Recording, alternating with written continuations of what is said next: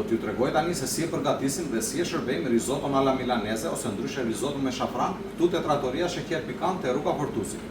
Kemi këtu bazën e një risotto të bardhë, është fare thjesht, është oriz, kjep edhe pak vaj ulliri. Këtu kemi fjetë e shafranit, të cilat i kemi thërmuar dhe kemi shtuar pak ujë të ngrohtë edhe vaj. Do t'i shtojmë gradualisht gjatë gatimit tek orizi. Shikoni se si ndryshon me njëherë ngjyra e orizit.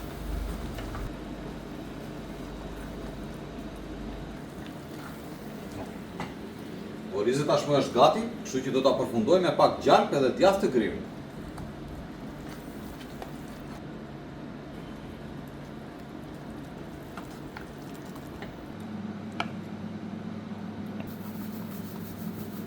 Jo vetëm ngjyra, por dhe shija dhe aroma që shafrani jep risottos janë me të vërtet fantastike.